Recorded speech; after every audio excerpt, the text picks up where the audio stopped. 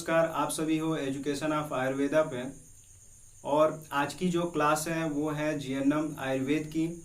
और जीएनएम आयुर्वेद की first year की क्लास है। आज प्रथम वर्ष की जो छात्राएं हैं और जो छात्र हैं जो जीएनएम कर रहे हैं आयुर्वेद से, उनकी क्लास मैं लूँगा।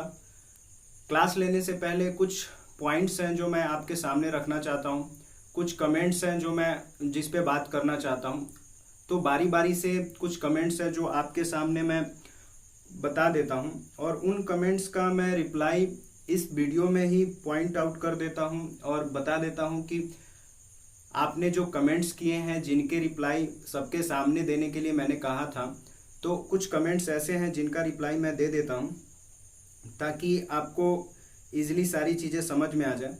बहुत सारी ऐसी स्टूडेंट्स हैं जिनके कमेंट्स आ रहे थे कि सर आप बस डी फार्मा, बी फार्मा और जो दूसरे मेडिकल से रिलेटेड मेडिकल के फील्ड से रिलेटेड जो स्टूडेंट हैं उनकी क्लासेस ले रहे हैं, हमारी क्लास क्यों नहीं ले रहे हैं।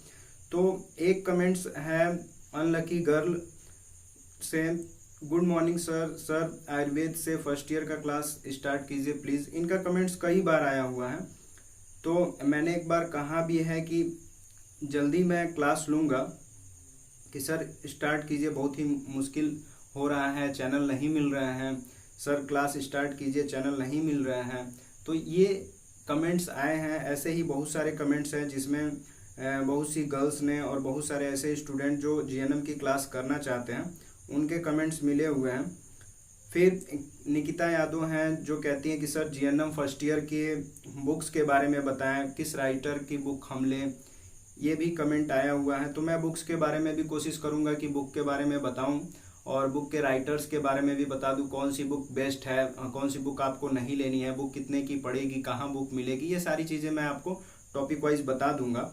और वैसे तो आपके एग्ज़ाम आने वाले हैं। जो लोग फर्स्ट ईयर डी फार्मा और फर्स्ट ईयर जीएनएम में हैं और जिन्होंने इस सेशन में एडमिशन लिया है, तो अभी उनका एग्ज़ाम नहीं होगा। उनका नेक्स्ट सेशन में अगर आप यूपी से बिलोंग करते हो तो आपका जो एग्ज़ाम है, अगर आयुर्वेद से अगर आपने जीएनएम या डी फार्मा में एडमिशन लिया हुआ है और आप बोर्ड ऑफ यूनानी तिब्बी सिस्टम ऑफ मेडिसिन में रजिस्टर्ड हो या आपका कॉलेज उससे रजिस्टर्ड है, एफिलिएशन उससे मिला हुआ है उसको, तो जो बोर्ड ऑफ यूनानी तिब्बी सिस्टम ऑफ मेडिसिन जो यूनिवर्सिटी है, जो आयुष मंत्रालय जो है, जो हमारा बोर्ड है, वो हमेशा एग्ज़ाम अक्टूबर के फर्स्ट वीक में या अक्टूबर के लास्ट वीक तक करा देता है। तो ये सारी चीज़ें हैं, मैं बता दूंगा। और बहुत सारे ऐसे भी कमेंट्स आ रहे हैं जिसमें जैसे कि यश तिवारी हैं। तो यश तिवारी कमेंट कर रहे हैं कि सर डी फार्मा के तीनों मॉडल पेपर भेजिए या मॉडल पेपर के बारे में भी बताइए। जो प्रीवियस जो पेपर हैं उनमें क्या क्वेश्चन पूछे गए हैं। यश तिवारी ये जानना चाहते हैं कि प्रीवियस जो पेपर है डी फार्मा के उनमें क्या चीज़ें हैं। तो प्रीवियस पेपर पे भी डिस्कशन कुछ दिनों बाद होगा। प्रीवियस पेपर जो है मैं आपको बता दूंगा और कुछ अपने ओर से तैयार किए हुए मॉडल पेपर जो है मैं आप सभी के सामने शेयर करूंगा। और बहुत सारे लोगों के ऐसे भी क्वेश्चन है कि सर पेपर कब तक होंगे। तो ऐसे स्टूडेंट जिन्होंने इस सेशन में एडमिशन लिया उनके बारे में तो मैंने बता दिया, लेकिन जो बैक ईयर के हैं जो स्टूडेंट, उनमें से कई स्टूडेंट्स का ये भी कहना है कि सर क्या एग्ज़ाम ऑनलाइन होगा। तो जी नहीं, ऑनलाइन एग्ज़ाम नहीं होगा। मैं बस यूपी का जो आयुष विभाग है उसके बारे में बात कर रहा हूँ, जो आयुष मंत्रालय है जिससे हमारी यूनिवर्सिटी अटैच है। और बहुत सारे ऐसे कॉलेज हैं जो एफिलिएशन लिए हुए हैं और आपको आयुर्वेद से स्टडी करा रहे हैं। तो मैं उन कॉलेज के बारे में बस बता रहा हूँ कि उनके जो एग्ज़ाम है आपने क्लासेस की हुई है या नहीं भी की हुआ है, क्योंकि लॉकडाउन में बहुत सारा क्लास डिस्टर्ब हो गया था। बहुत सारे स्टूडेंट ऐसे हैं जिन्होंने बस किसी के कहने पर एडमिशन ले लिया है, जानकारी नहीं है बहुत सारी चीज़ों की।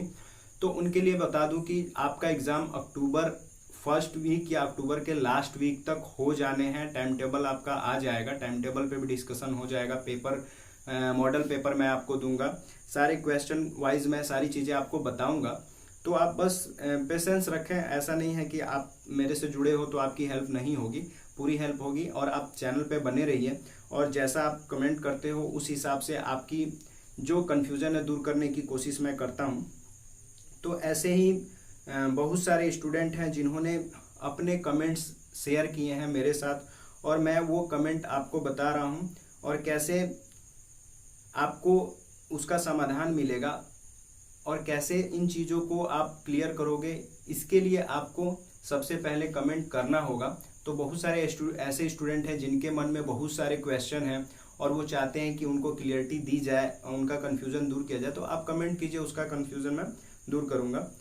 तो आप सभी का बहुत बहुत धन्यवाद जो आप कमेंट देते हो और आपके कमेंट्स का आंसर देना मुझे अच्छा लगता है। तो अगर कोई भी कन्फ्यूज़न हो तो आप हमें कमेंट दे सकते हैं। तो बिना टाइम वेस्ट किए मैं टॉपिक की ओर चलता हूँ। जीएनएम फर्स्ट ईयर की क्लास है, न्यू सेशन की क्लास है, तो उसके पहले सिलेबस के ऊपर डिस्कशन कर लेते हैं। इसके पहले भी मैंने कई बार सिलेबस बताया है, तो एक बार और फिर मैं बता देता हूँ, ताकि बार बार सिलेबस मैं इसलिए बताता हूँ कि कम से कम आपको आपके सब्जेक्ट्स के बारे में पता चल जाए, क्योंकि प्रॉपर आपकी क्लासेस नहीं चल पा रही हैं। मुझे अच्छी तरह से पता है कि बहुत सारे ऐसे कॉलेज हैं जो क्लास नहीं चलाते हैं। तो आपके जो भी चीज़ें आपको नहीं समझ में आ रही हैं, टॉपिक नहीं क्लियर हो रहा है, उसके लिए मैं आपके लिए हमेशा अवेलेबल हूँ। आप टॉपिक पूछिए, कमेंट कीजिए, मैं सारी चीज़ें मैं स्टेप बाय स्टेप सारी चीज़ें बताऊंगा और कोशिश करता हूँ कि सरल भाषा में, बहुत ही साधारण भाषा में आपको समझाऊं ताकि आपको दिक्कत ना हो। तो चलिए देखते हैं सिलेबस है क्या।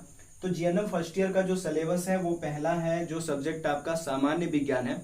सामान्य विज्ञान में मतलब आपको जनरली साइंस पढ़ने हैं, जो कि आपने इंटर लेवल पे जो भी साइंस के टॉपिक, चाहे वो फिजिक्स का हो गया, केमिस्ट्री का हो गया या बायो में जो आपने टॉपिक्स पढ़ा था, वो आपको सामान्य विज्ञान में पढ़ना है। और जनरल साइंस इसलिए बताना जरूरी है क्योंकि आपको पता है कि उत्तर प्रदेश में जो भी आयुर्वेद से जो जीएनएम जो भी गर्ल्स कर रही हैं या बॉय जीएनएम कर रहे हैं, उनको ये बता दूं कि आपको कोई बाउंडेशन नहीं है कि आप बायो से पढ़े हो या मैथ से पढ़े हो, आप जीएनएम कर सकते हो, ठीक ना। तो आर्ट साइंस से भी पढ़े हो तो आप जीएनएम कर सकते हो, इसमें कोई बाउंडेशन नहीं है। इसलिए जो साइंस नहीं पढ़े हैं उनको थोड़ी सी नॉलेज हो जाए, इसके लिए ये सब्जेक्ट बोर्ड ने ये डाला हुआ है, सब्जेक्ट ये है, कंपलसरी है। तो सामान्य विज्ञान आपको पढ़ना है। फिर उसके बाद से शारीर है या शरीर भी कहते हैं, तो जिसको एनाटॉमी या फिजियोलॉजी के अंडर में आप पढ़ोगे, इंग्लिश में एनाटॉमी या फिजियोलॉजी बोलते हैं, ये जनरल साइंस का सब्जेक्ट है। उसी तरह से स्वास्थ्यवृत्त है, तो इसमें बॉडी के बारे में, ह्यूमन बॉडी के बारे में पूरा आपको डिस्कशन करना है। पूरी जो टॉपिक वाइज सारी चीजें हैं आपको इसमें पढ़नी है। स्वास्थ्यवृत्त है, तो स्वास्थ्यवृत्त में जो प्राचीन आयुर्वेद है, शरीर को स्वस्थ बनाने के लिए क्या क्या प्रयत्न करता था और क्या क्या चीजें उसमें थी, दिनचर्या क्या था, रात्रिचर्या क्या थी, और कैसे हम अपने बॉडी को आयुर्वेद के अकॉर्डिंग सही रख सकते हैं, ये सारी चीजें हैं। बहुत सारी चिकित्सा पद्धतियों का भी उल्लेख इसमें किया गया है। तो आयुर्वेद पे पूरी तरह से ये आधारित है हमारा स्वास्थ्यवृत्त। उसी तरह से जीवाणु परिचय के बारे में अगर बात करेंगे तो ये आपका चौथा सब्जेक्ट है। और जीवाणु परिचय जो है वो हमें जीवाणुओं से परिचय कराने के लिए ही ये सब्जेक्ट इन्वॉल्व किया गया है यहाँ पे। तो कौन से बैक्टीरिया है, किससे हमें, कौन सी बैक्टीरिया डिजीज है, बैक्टीरियल डिजीज कौन सी है, कौन कौन सी बैक्टीरिया से बीमारियां होती हैं और इन बीमारियों का इलाज कैसे है, ये हमारे शरीर में ये बैक्टीरिया प्रवेश कैसे करते हैं, तमाम बहुत सारी जो चीजें हैं जीवाणु से रिलेटेड हैं। यहाँ पे आपको बहुत सारे टेस्ट भी बताए जाएंगे जो लैब में किए जाते हैं, कैसे लैब के नियमों का पालन करते हैं, कैसे सैंपल कलेक्ट करते हैं, ये सारी चीजें आपको इसमें पढ़नी होती है। और ये जो सब्जेक्ट है, पांचवा जो सब्जेक्ट है सामान्य परिचर्या, जिसको जनरल नर्सिंग भी बोलते हैं, तो सामान्य परिचर्या का भी जो सब्जेक्ट है आपको यहाँ पे पढ़ाया जाएगा।